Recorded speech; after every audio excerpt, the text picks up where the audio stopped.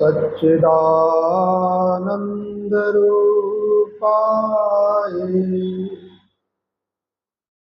विश्वोत्पत्त्यादिहेतवे तापत्रयविनाशाय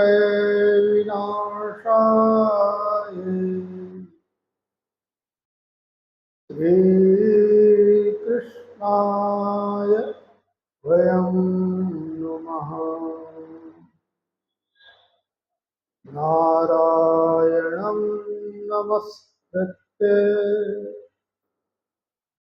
नरं चैव नरोत्तमं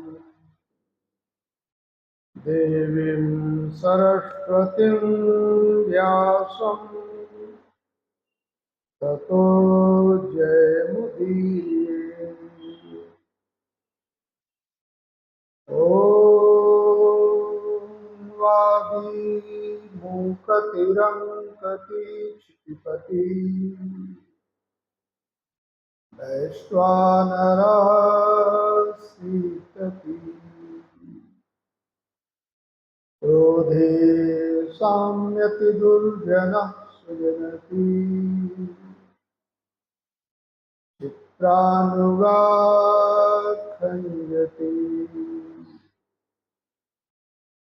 गर्वे खर्वति सर्वमिच्छयति हृदयन्त्रिणायन्त्रिता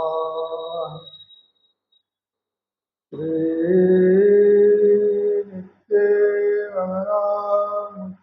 प्रतिदिनम्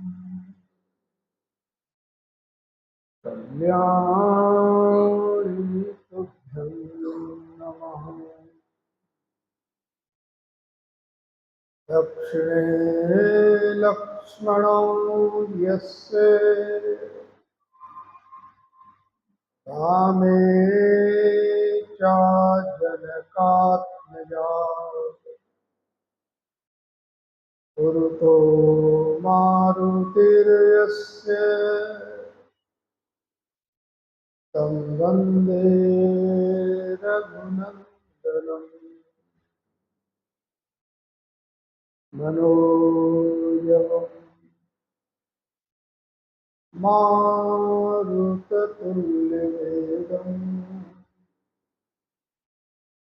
जितेन्द्रियं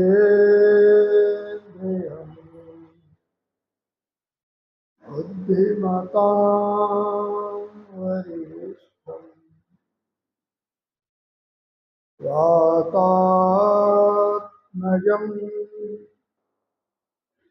वानरयूथमुख्यम्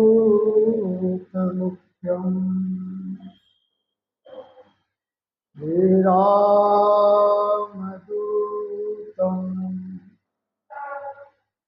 शरणं प्रपद्ये। ॐ सहनावतु सहनौ भुनक्तु सावीर्यं करवावहै तेजस्विनावधीतमस्तु मा विद्विषावहै। ॐ शान्ति शान्ति शान्ति। गोविंद मेरो है गोपाल मेरो है गोविंद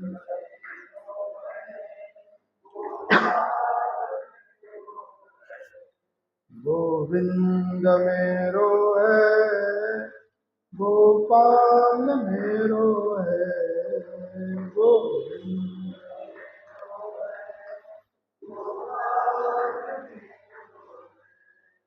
श्री बांके बिहारी नंदलाल मेरो है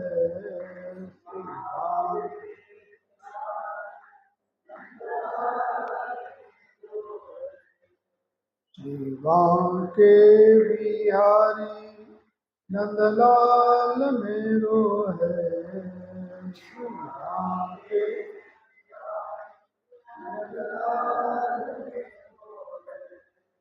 गोविंद मेरो है, गोपाल मेरो है।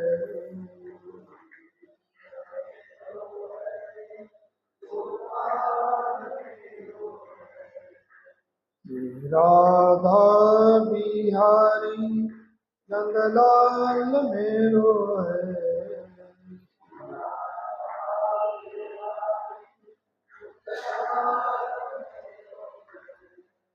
गोविंद मेरो है, गोपाल मेरो है।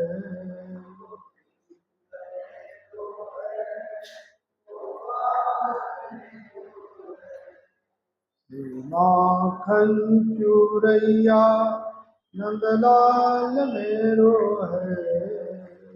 माखन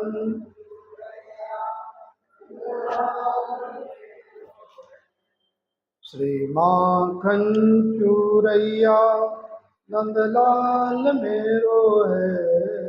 श्री माखन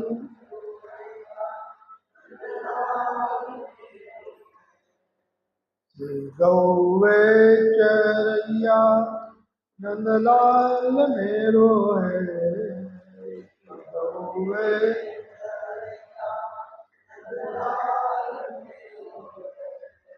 गोविंद मेरो है, गोपाल मेरो है।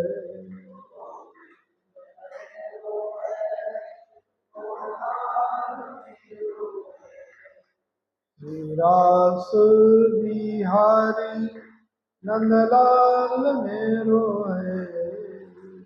रास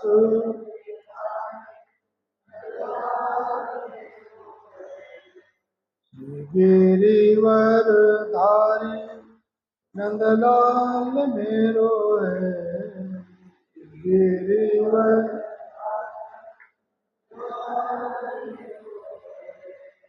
गोविंद मेरो है, गोपाल मेरो है।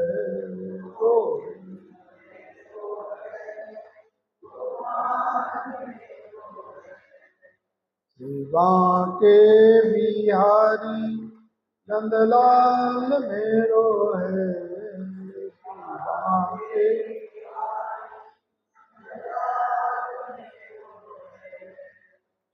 राधा बिहारी नंदलाल मेरो है।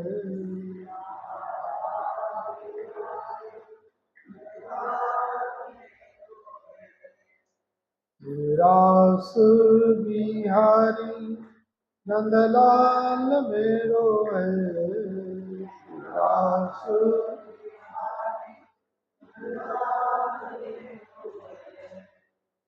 बंसी बजैया नंदलाल मेरो है।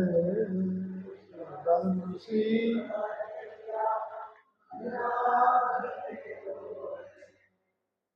गौवे चरैया नंदलाल मेरो है। गौवे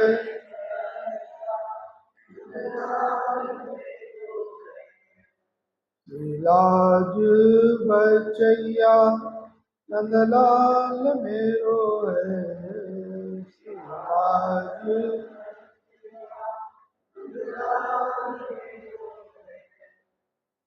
गीता सुनैया नंदलाल मेरो है। गीता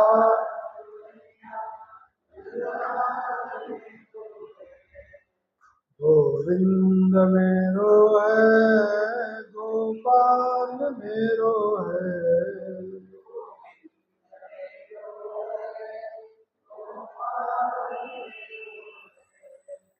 श्री राधा बिहारी नंदलाल मेरो है।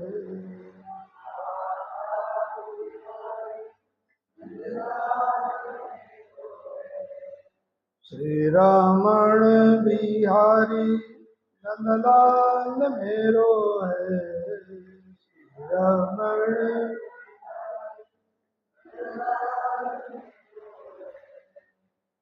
बांके बिहारी नंदलाल मेरो है।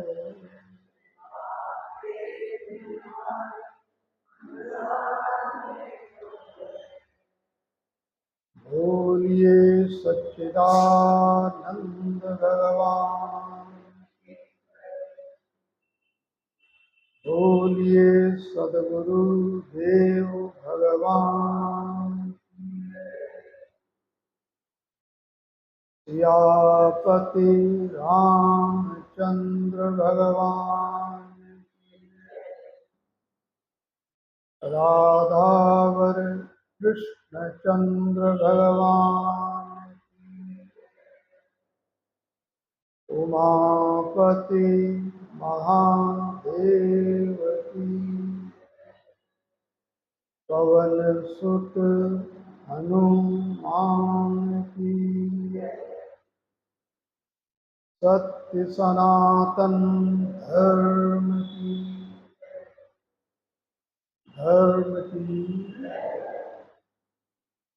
अधर्म का प्राणियों में विश्व का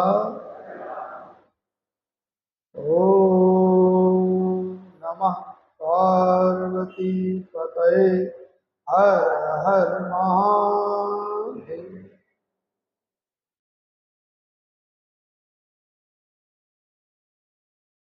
आनंद कंद भगवान श्री कृष्ण विभिन्न नाम रूपों में विराजमान प्रिया। आइए प्रवचन से पूर्व श्रीमद् भगवद गीता पाठ में 7वां अध्याय श्लोक नंबर 11 से पाठ आरंभ करें। 7वां अध्याय श्लोक नंबर 11।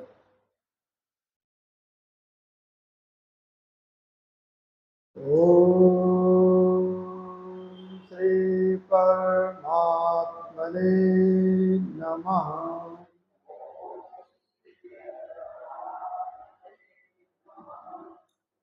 श्रीमद्भगवद गीता बलं बलवतां चाहम् कामराग विवर्जितम् धर्माविरुद्धो भूतेषु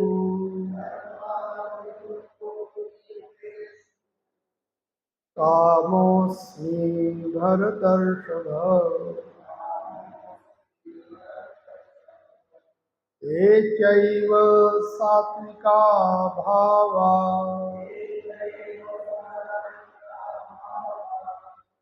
राजसास्तामसाश्चैव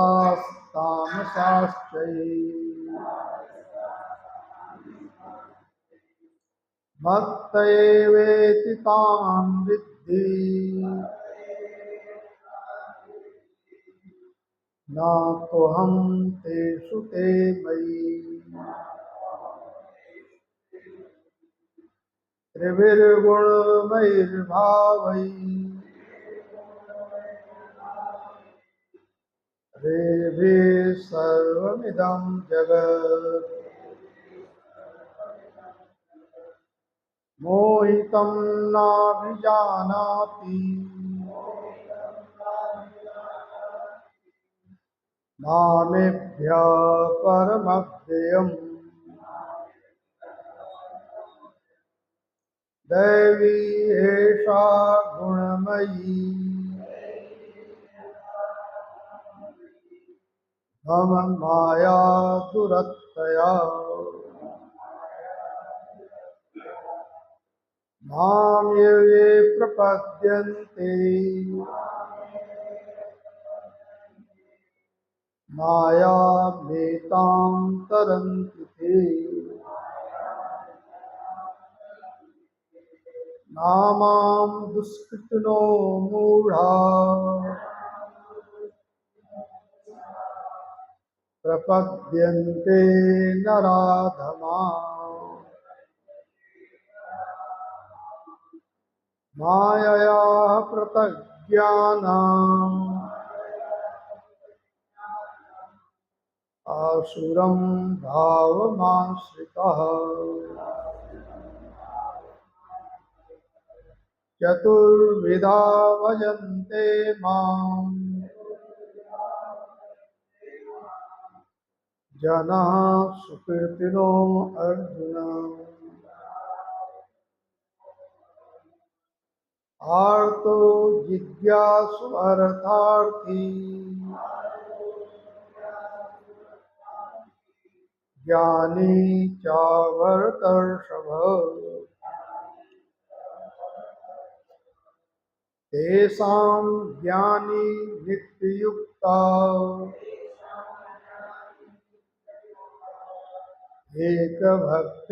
एकभक्तिर्विशिष्यते प्रियो हि ज्ञानिनोत्यर्थम् अहं सा च मम प्रियः उदारा सर्व एवैते ज्ञानी त्वात्मैव मे मतम् आस्थिता संयुक्तात्मा मामेवानुत्तमां गतिम् बहूनां जन्मनामन्ते ज्ञानवान् मां प्रपद्यते वासुदेवः सर्वमिति स महात्मा सुदुर्लभः कामैस्तैस्तैर्हृतज्ञाना प्रपद्यन्ते अन्यदेवता तं तं नियम्यमास्थाय प्रकृत्या नियता स्वया ओम श्री कृष्णार्पणमस्तु।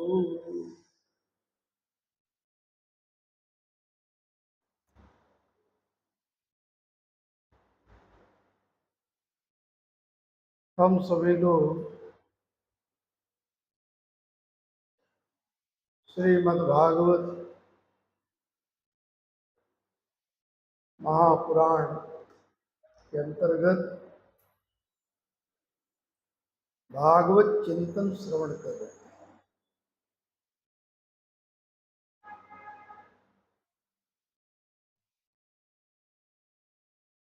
कल के संदर्भ में संक्षिप्त चर्चा श्री सुखदेव जी महाराज के विषय में सुन रहे थे। सुखदेव जी के जन्म के संदर्भ में वर्णन मिलता है कि एक बार भगवती जगदम्बा पार्वती जी ने भगवान शंकर से प्रार्थना किया कि महाराज मुझे ऐसा ज्ञान सुनाइए जिससे मुझे आत्मज्ञान हो जाए। जिसको वेदांत में ब्रह्म ज्ञान कहते हैं। और मुझे कभी भी आपसे वियोग ना हो, क्योंकि आप अमर हैं और मेरा परिवर्तन होता रहता है। तो आत्मज्ञान बना रहे, स्मृति बनी रहे और आपसे कभी वियोग भी ना हो। ऐसी कथा सुनाने की कृपा करें। भगवान शंकर ने कहा कि मैं अमर कथा जानता हूं और उसी अमर कथा में ही मैं रमण करता हूं, आनंद लेता हूं, इसलिए मैं अमर हो गया हूं। लेकिन एक शर्त है कि मैं अमर कथा तुम्हें सुनाऊंगा, तुम भी अमर हो जाओगे,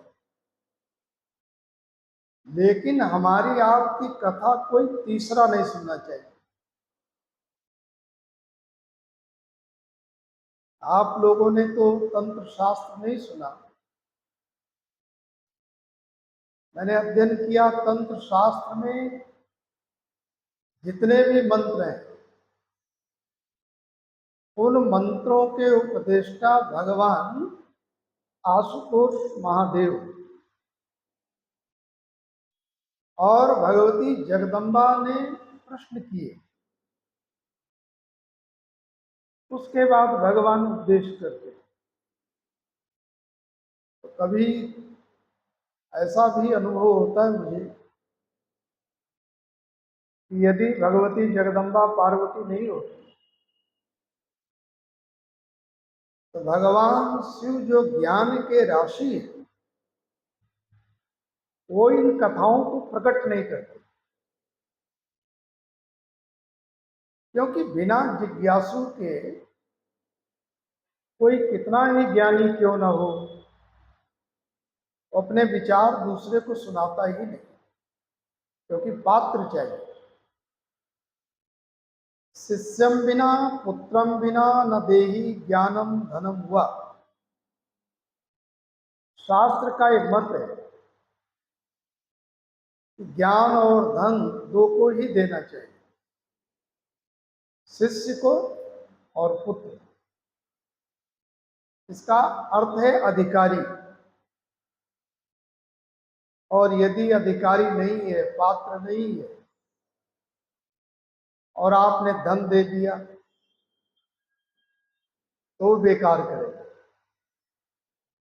आपने ज्ञान दे दिया, उस ज्ञान की कोई कीमत नहीं समझी।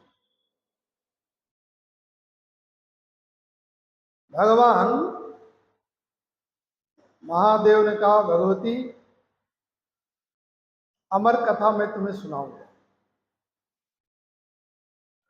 लेकिन शर्त है कि हमारी आपकी इस कथा को, ज्ञान को तीसरा कोई व्यक्ति नहीं सुने। जाओ बाहर देख कर आओ। भगवती जगदम्बा पार्वती जी बाहर निकली, इधर उधर दृष्टि डाला, कोई भी जीव जंतु नहीं, केवल एक विगलित अंडा पड़ा हुआ था, टूटा फूटा, उसमें कोई जीव नहीं। देखकर आ गई और महादेव से बोली, भगवान कोई भी जीव जंतु नहीं है, अब आप कथा आरंभ करें। भगवान महादेव ने एक शर्त और रखी कि मैं कथा सुनाऊंगा, तुम बीच में हुंकारी भरना, माने हाँ जी करना। जैसे आप लोग बड़े खुश होते हो तो क्या करते हो, सिर हिलाते हो, तो हम भी समझ जाते हैं कि कुछ समझ रहे हो। अब समझ रहे कि नहीं समझ रहे, ये तो आप ही जानो। लेकिन एक संकेत है।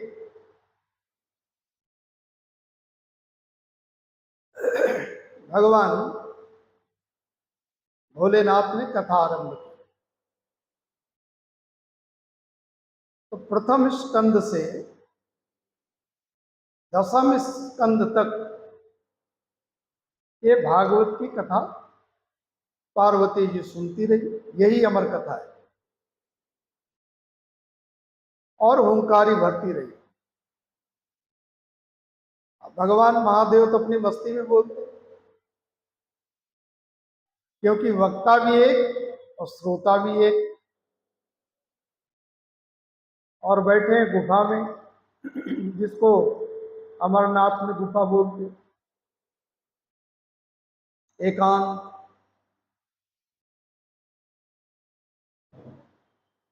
एकादश स्कंद जब प्रारंभ हुआ, 11वां स्कंद, और 12वें स्कंद की समाप्ति हुई, इस बीच में भगवती जगदम्बा को नींद आ गई।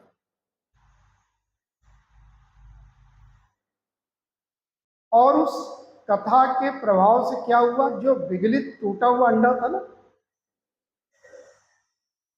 वो अमर कथा सुनकर संजीवन हो गए, जीवित हो गए, और हुंकारी भरते रहा वो। अब भगवान शिव तो अपनी मस्ती में बोल रहे हैं, भोलेनाथ, और जो शर्त रखा तो वो भी हुंकारी की आवाज भी आ रही। जब कथा 12 स्कंद 12वां स्कंद जब समापन हुआ, तो पार्वती जी की आंख खुली, निद्रा टूट गई, बीच में नींद आ गई। तो भगवान महादेव से कहा, प्रभु कृष्ण उद्धव संवाद तो मैं सुना ही नहीं, और भागवत में कृष्ण उद्धव संवाद आत्मज्ञान से परिपूर्ण है। तो भगवान शिव ने कहा, फिर हुंकारी कौन बता था? बोले, महाराज मैं देखती हूं बाहर कौन हुंकारी बता। तो निकली बाहर। उन्होंने कहा कि एक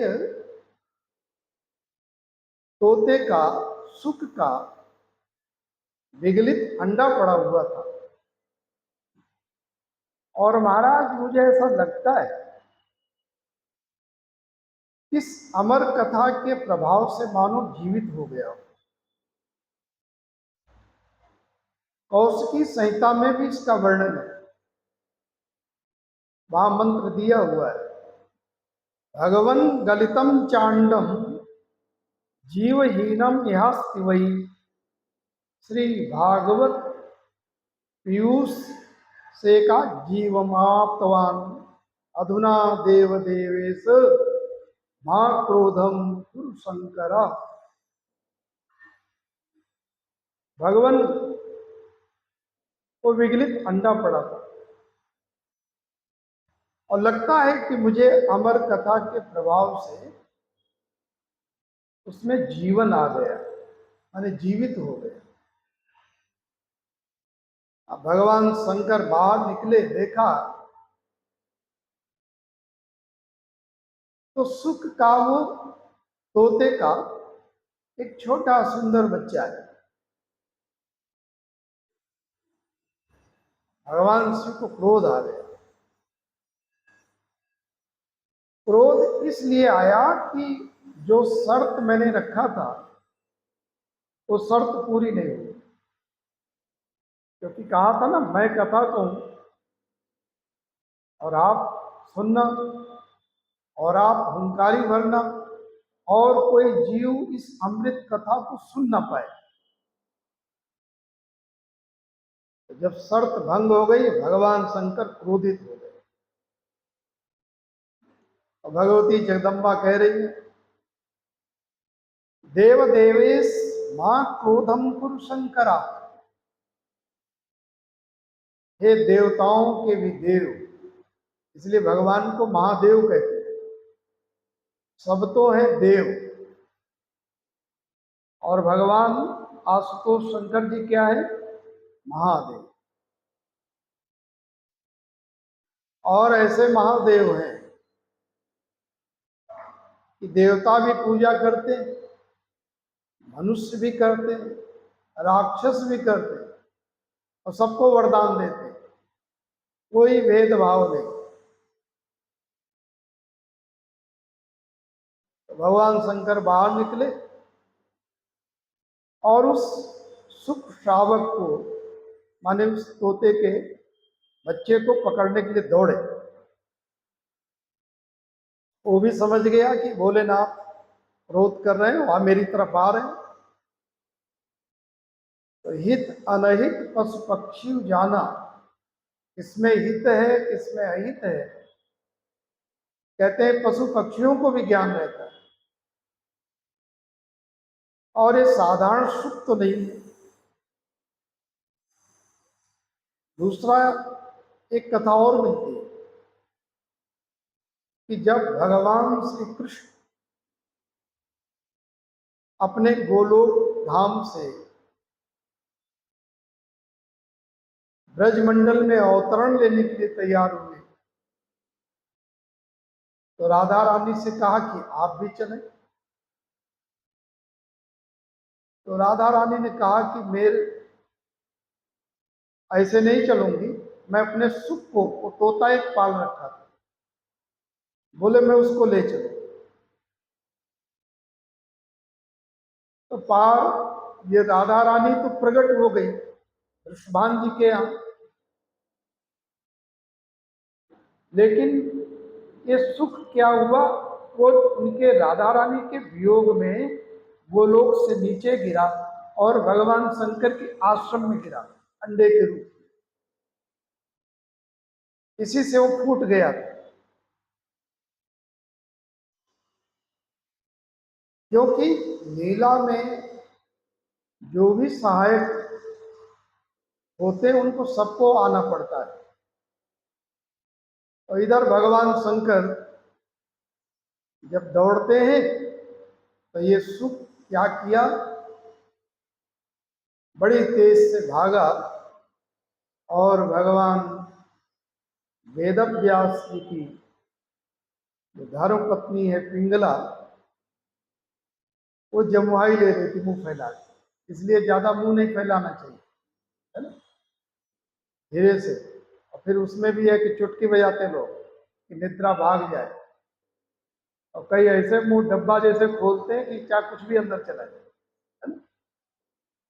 देखो, हंसने का, बोलने का, बैठने का, खाने का, चलने का सब तरीका है, और उस तरीके से चलो तो लोग कहते हैं बड़ा सभ्य है, एजुकेटेड आदमी है, समझदार है। अब एजुकेटेड वाले नहीं है, अब तो एजुकेशन का स्वरूप ही बदल गया। पहले संस्कारों पर बल दिया जाता था, सबका एक तरीका है, विधान है।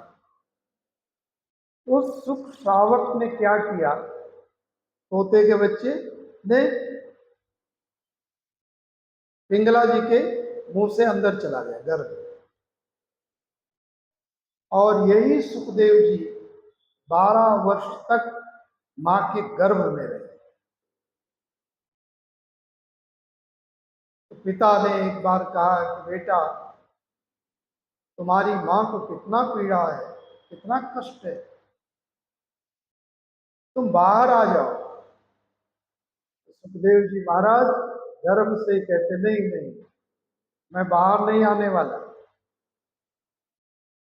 वेदव्यास जी को लगा अभी तो जन्म नहीं लिया, पहले ही बोलता है। बोले क्यों नहीं आना चाहते? बोले भगवान की जो माया है ना, वो मुझे पकड़ लेगी, मैं माया में नहीं फंसना चाहता। तो बोले कैसे आएंगे आप बाहर? तो बोला एक शर्त है, सुखदेव जी ने एक शर्त रखी।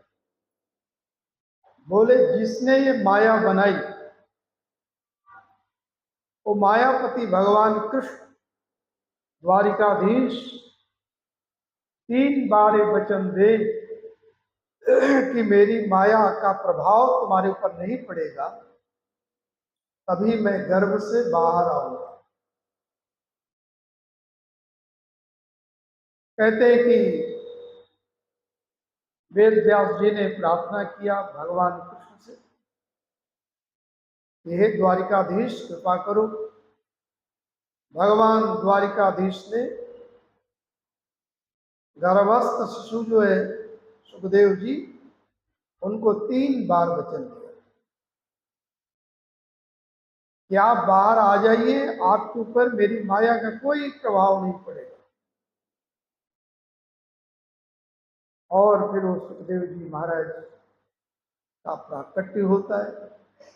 बोलिए श्री सुखदेव जी महाराज की। सुखदेव जी महाराज जन्म लेते ही जंगल की ओर चल पड़े और पीछे उनके पिता वेद व्यास जी हे पुत्र करके रोकने की कोशिश कर रहे हैं, प्रयास कर रहे हैं, लेकिन द्वैपायनो विरह कातर अजुहावा। श्री सूत जी महाराज कहते हैं, हे सौनक, उनके विरह में, पुत्र के विरह में वेद व्यास जी व्याकुल हुए और व्याकुल होकर हे पुत्र कर रहे हैं। इधर सुखदेव जी महाराज एक कंदरा में जाकर ध्यान मग्न हुए, क्योंकि जिसके ऊपर भगवान की कृपा है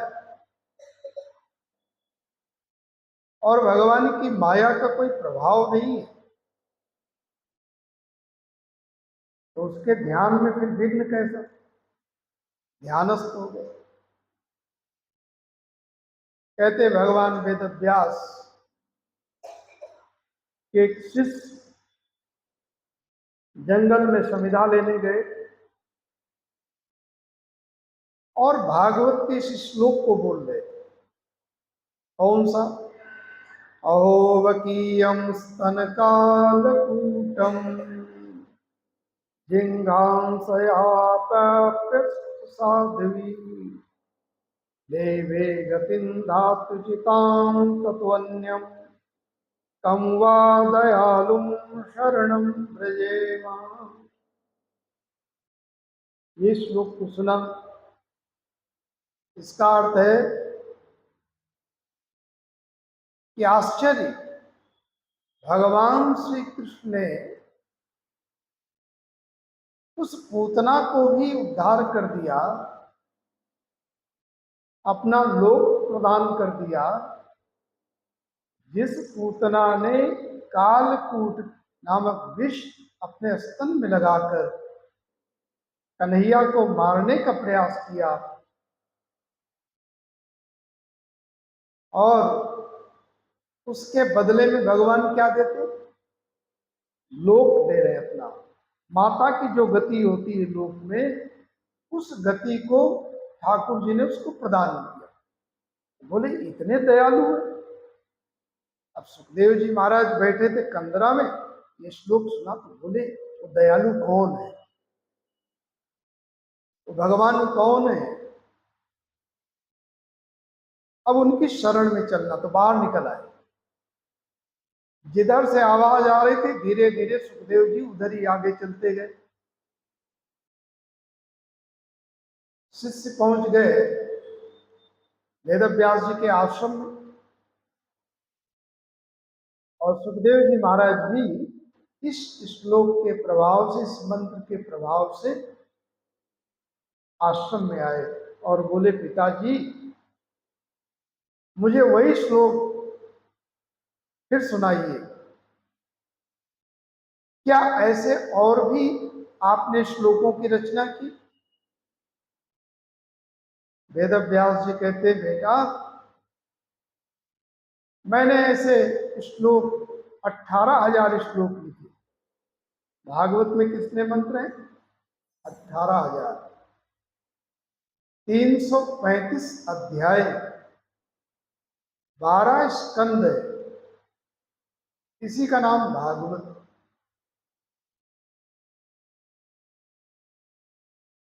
वेद व्यास जी से मंत्र सुनकर श्री सुखदेव जी बहुत आनंदित हो गए। बोले पिताजी, क्या मुझे ऐसे मंत्र पढ़ाएंगे? बोले हाँ। अब वेद व्यास जी तो यही चाह रहे थे कि मैंने तो अभी प्रेम प्रकट भी नहीं किया और ये जंगल में चले गए, पैदा होते ही कम से कम मेरे पास में रहेंगे तो इनको मैं भागवत का अध्ययन कराऊंगा। भगवान वेद व्यास ने श्री सुखदेव जी महाराज को भागवत का अध्ययन कराया। कहते नारद जी की जो वार्ता थी भगवान वेद व्यास से, सूत जी महाराज सौनक आदि ऋषियों को कथा सुनाते हुए कहते कि हे ऋषियों, नारद जी ने अपने पूर्व जन्म का वृत्तांत सुनाया कि जब संत महापुरुषों की कृपा हो जाती है तो ये लोक और परलोक दोनों मंगलकारी होते हैं, कल्याणकारी हो जाते हैं। क्योंकि जब महर्षि वेद व्यास पूछ रहे थे ना कि महाराज मैंने 17 पुराण बनाए, वेद का विभाग किया, महाभारत लिखा और फिर भी मुझे कोई शांति नहीं मिली। बोले मैंने अग्नि, गुरु और भगवान की उपासना की। देखो ये वेद विद्या, वेदांत विद्या, भागवत आदि ये शास्त्र ऐसे समझ में नहीं आते। गुरुओं की सेवा करनी पड़ती है, अग्नि की सेवा माने यज्ञादिक करने पड़ते हैं और भगवान को स्मरण करना पड़ता है। बोले मैंने किया और फिर भी मन में शांति क्यों नहीं है? तब नारद जी की प्रेरणा से ही भगवान वेद व्यास ने श्रीमद् भागवत महापुराण की रचना की। नारद जी अपने पूर्व जन्म का वृतांत सुनाते कि भगवान की लीला, भगवान का संकीर्तन, भगवान की गुणानुवाद गाए बिना किसी जीव को शांति नहीं मिलती। कहते महाराज मैं पूर्व जन्म में दासी पुत्र था। नारद जी किसके पुत्र थे पूर्व जन्म में? दासी। बोले मेरी मां दूसरों के घर में बर्तन मांजती थी। चतुर्मास का समय आया, संतों की मंडली मेरे गांव में आ गई। उस समय मैं 5 वर्ष का था। मेरी मां ने संतों की सेवा में लगाया और कहते सेवा मैं करता, फिर संत भोजन प्रसाद कर लेते और उसके बाद जो पात्र में बचता वो मुझे शीत प्रसादी के रूप में प्रसाद मिल जाता और उस शीत प्रसादी को पाकर मैं बड़ा तृप्त होता, आनंदित होता। क्योंकि जैसे व्यक्ति के संग में आप भोजन करेंगे, बैठेंगे, वैसे ही संस्कार आपके अंदर आने लग जाएंगे। तुम्हारे पास पड़ोस में कोई कुसंगी व्यक्ति बैठ जाए और आप यदि धर्मात्मा हैं, सत्संगी हैं, अच्छे विचार वाले हैं तो आपके अंदर बेचैनी अपने आप होगी, मन नहीं लगेगा बैठ कर वहां। और कोई अच्छे स्वभाव वाला बैठ जाए,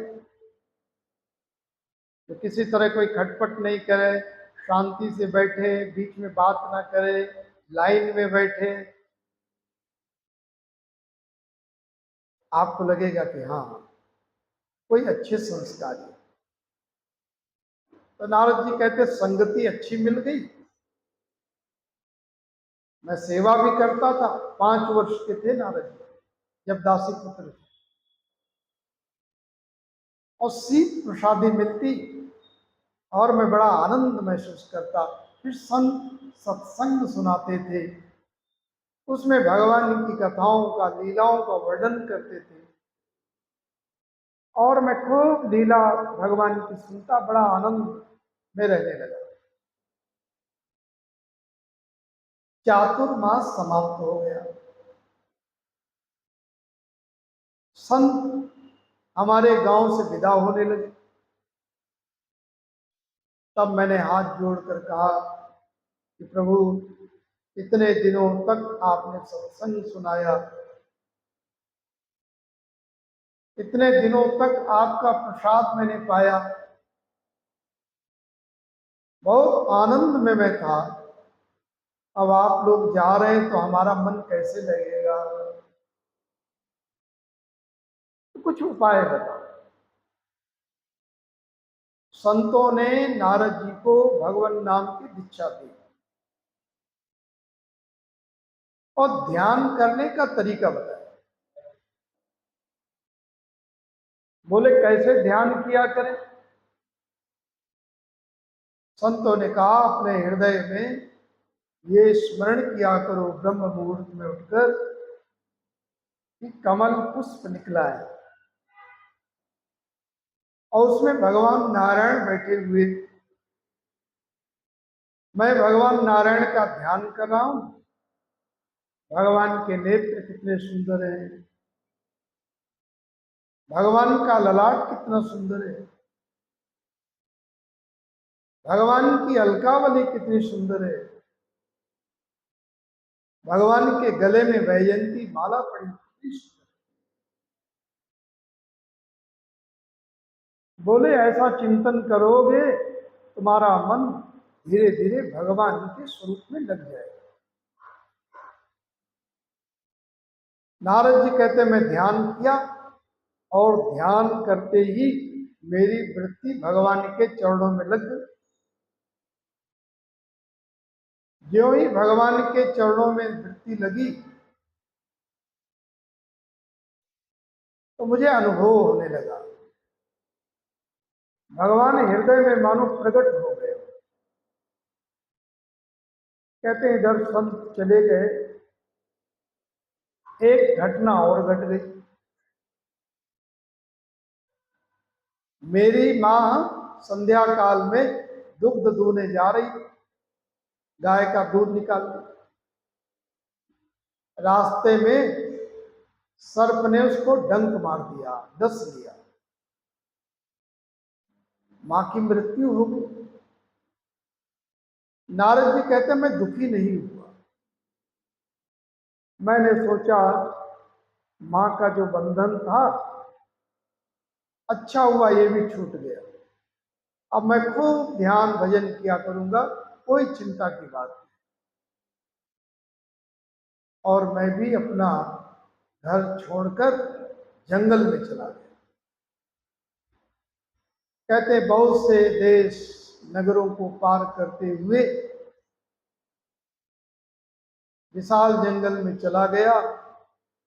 वहां बहुत सुंदर नदी प्रवाहित थी, वहां बैठ गया, थोड़ा जल पिया, स्नान किया और एक वृक्ष के नीचे में बैठकर ध्यान करने लगा।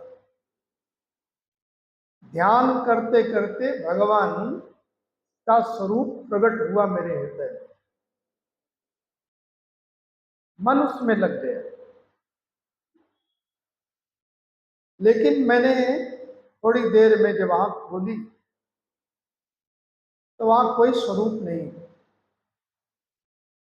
फिर मैंने ध्यान लगाने की कोशिश किया, लेकिन अब ध्यान में भगवान मेरे नहीं आ रहे थे। मैं बहुत व्याकुल हो गया, बेचैन हो गया। एक बार ठाकुर जी आपने दर्शन दिया और अब मैं पुनः ध्यान कर रहा हूं तो आप मेरे हृदय में प्रकट नहीं होते।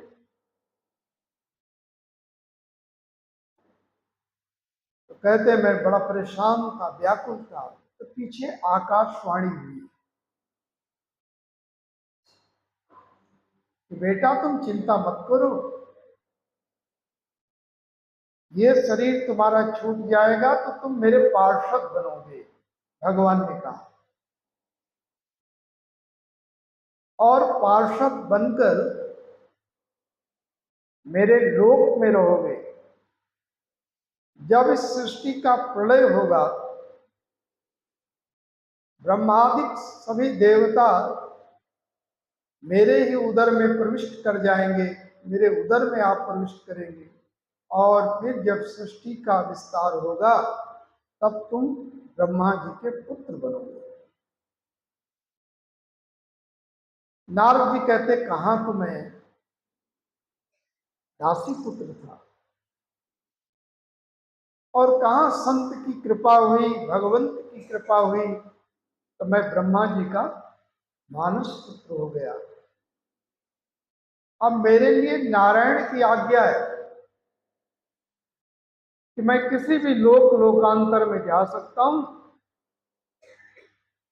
और हमेशा सर्वदा मैं नारायण नारायण संकीर्तन करता रहता हूं और बहुत आनंद में रहता हूं। व्यास जी, जब तक आप भगवान की महिमा का गायन नहीं करेंगे तब तक आपको शांति नहीं मिलेगी। आपने 4 पुरुषार्थों का प्रतिपादन तो किया, धर्म अर्थ काम मोक्ष का प्रतिपादन किया महाभारत में। वेदों में भी आपने विस्तार पूर्वक उपासना की पद्धतियां बतलाई, लेकिन साधारण जीवों का मन भी भगवान के चरणों में लगे, ऐसी कोई कथा लीला आपने नहीं वर्णन किया है। तो नारद जी की प्रेरणा से ही भगवान वेद व्यास ने 18वें पुराण के रूप में श्रीमद् भागवत की रचना की। बिना भगवान के गुणानुवाद गाए हुए नारद जी कहते कोई वेदों का ज्ञाता हो जाए, यज्ञ अनुष्ठान करे, जब तब करे, लेकिन भगवान के चरणारविंदों में प्रेम न हो, उनकी कथाओं और लीलाओं में रस नहीं आवे, तो बोले वो सब परिश्रम व्यर्थ है, उसका कोई लाभ नहीं मिलेगा। बुद्धि चातुरी तो आ जाएगी, लगेगा कि मैं बड़ा ज्ञानी हो गया। मान लो किसी ने वेद पढ़ ली तो उसको ये लगेगा कि मैं बहुत बड़ा ज्ञानी हो गया। कोई वेदांत पढ़ लिया, उसको लगेगा कि मैं ज्ञानी हो गया। लेकिन वेदांत का, वेद का प्रतिपाद्य विषय क्या है? वो ब्रह्म है, नारायण है, भगवान है। और वही प्रतिपाद्य जो ब्रह्म है, सच्चिदानंद है, वही तो श्री कृष्ण है, वही श्री राम है, वही नारायण है। बोले जीव मात्र को यदि आनंद मिलेगा तो भगवान की लीलाओं से मिलेगा। इसलिए मैं सर्वदा भगवान की लीलाएं देखता रहता हूँ, सुनता रहता हूँ और हरि गुण गाता रहता हूँ। चलो आप भी हरि गुण गा लो। राधे राधे बोल तेरी बाधा कट जाएगी,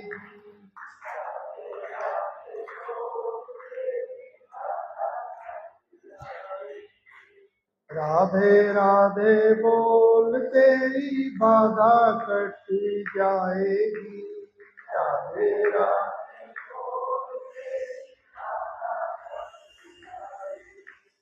दुनिया की सारी खुशी तुझे मिल जाएगी। दुनिया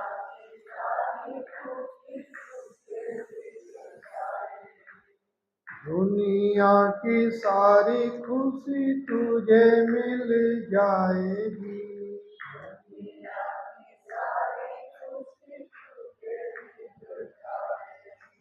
राधे राधे बोल तेरी बाधा कट जाएगी। राधे राधे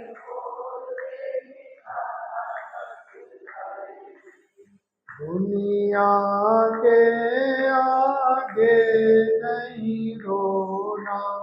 दुनिया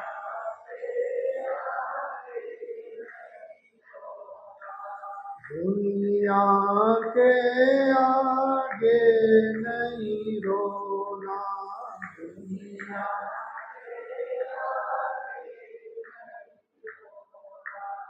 यहाँ रोने से कुछ नहीं होना। यहाँ रो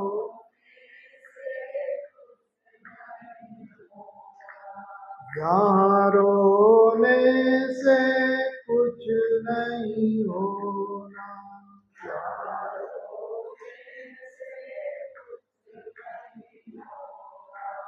दुनिया कैसी है? रो के सुनेगी और हंस के उड़ाएगी। रो के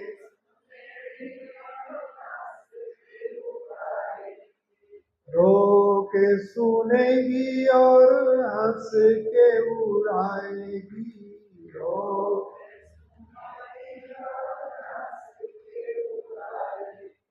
राधे राधे बोल तेरी बाधा कट जाएगी। राधे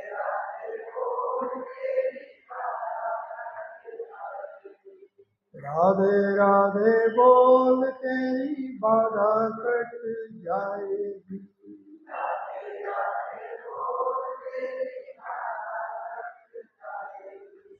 दुनिया की सारी खुशी तुझे मिल जाएगी।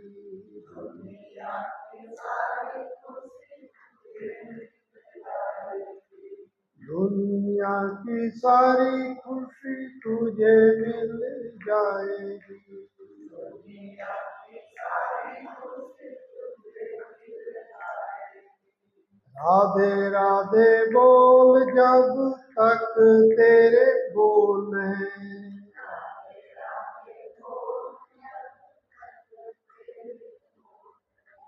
राधे राधे बोल जब तक तेरे बोल हैं।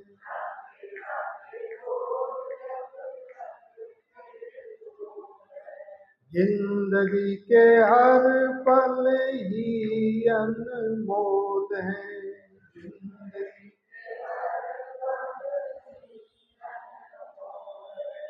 जिंदगी के हर पल ही अनमोल है।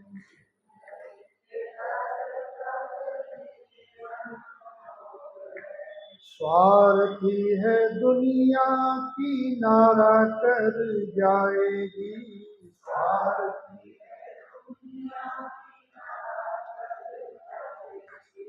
स्वार्थी है दुनिया की नारा कर जाएगी। स्वार्थी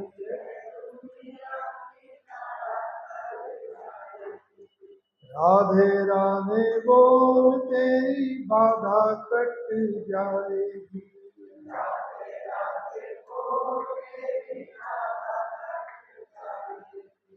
राधे राधे बोल तेरी बाधा कट जाएगी।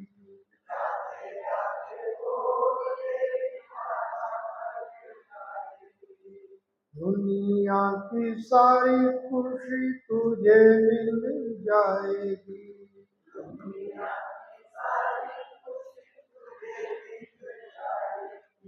राधे नाम को सार बना ले, राधे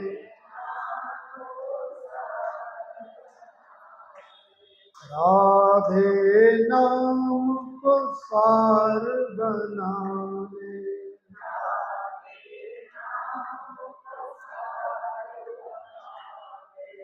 प्रेम लगन राधे से लगा ले, प्रेम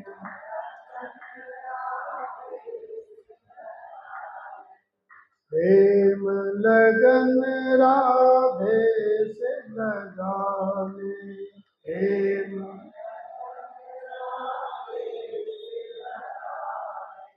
देखना लगन फिर कैसा रंग लाएगी, देखना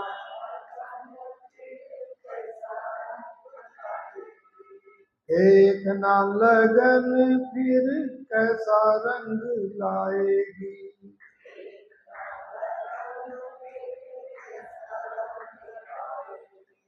राधे राधे बोल तेरी बाधा कट जाएगी,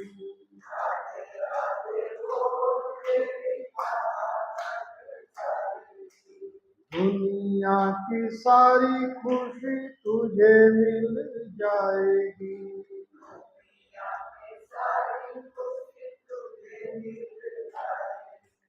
स्वार्थी है दुनिया, किनारा कर जाएगी, कोई साथ नहीं देगा। तुम अपने दुख को भगवान के सामने प्रकट करो, क्योंकि हंस के सुनेंगे और रो के उड़ाएंगे। और कैसे लोग दुखी होते हैं, जैसे कि मान लो बहुत दुखी है, जब अपने घर की व्यथा को कहते हैं, लेकिन सुनेंगे, मजाक बनाएंगे और इधर उधर वो बोल देंगे। भगवान से निवेदन करो, ठाकुर जी से करो, कष्ट कट जाएंगे। कष्ट कैसे कटेंगे? जब आप प्रार्थना करेंगे, और प्रार्थना भी कैसी हो, हे ईश सब सुखी हो,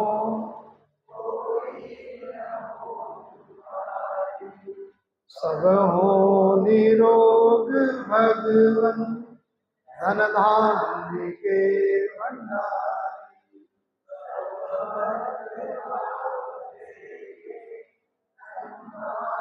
के पथिक हो ज्ञान कोई होवे, सृष्टि में प्राणधारी, हे ईश सब सुखी हो, सुखी बसे संसार सब, दुखिया रहे न कोई, अविनाशा हम सबकी भगवन पूरी हो, विद्या बुद्धि तेज बल,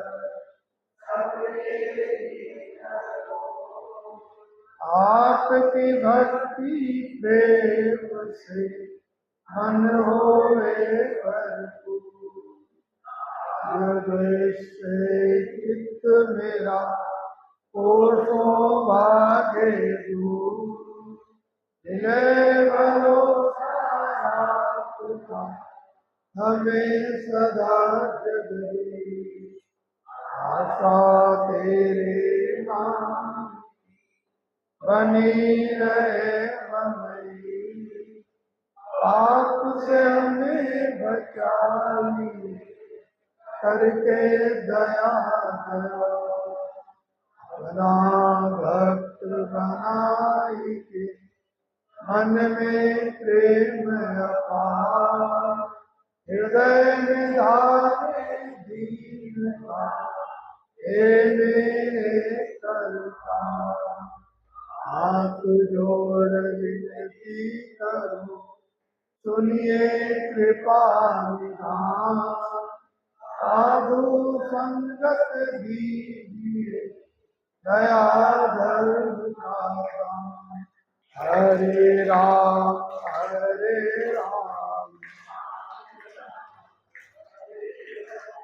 हरे कृष्णा हरे कृष्णा कृष्णा